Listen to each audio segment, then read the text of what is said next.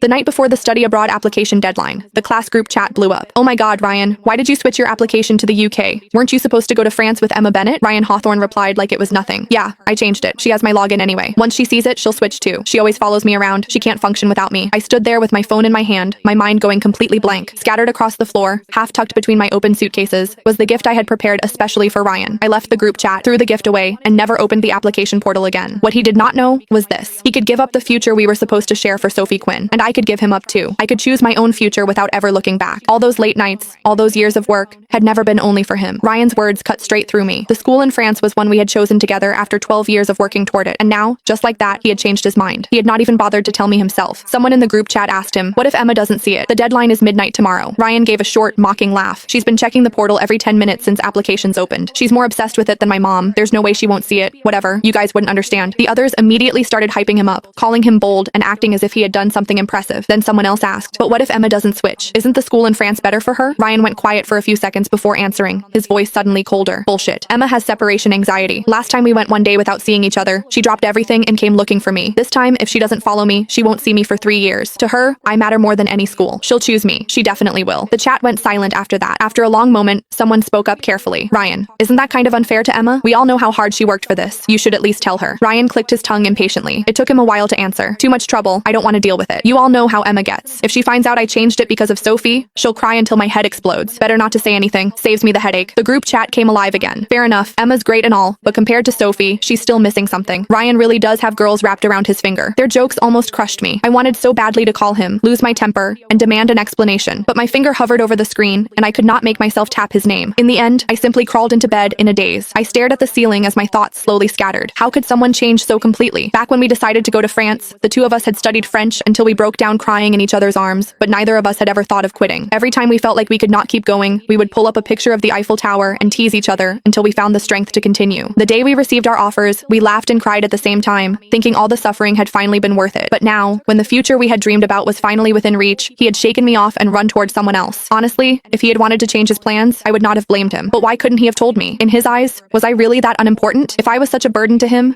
then what was the promise he had made when he proposed to me so carefully that night? Had the hour been too late, the lights too dim, for him to know who was standing in front of him? I wrapped my arms tightly around myself, hid in the dark, and sobbed without holding back. The truth was, I could live without him. I did not have separation anxiety at all. Ever since we were children, whenever he and I chose different schools or different classes, he would become moody for no clear reason. He only calmed down after seeing me, so I had kept walking steadily along my own path while bringing him with me. Ryan was right about one thing. I had always included him in the future I imagined for myself. When it did not harm my own prospects, I was willing to pay the price for loving him. But that did not mean I would keep compromising for him without limits. I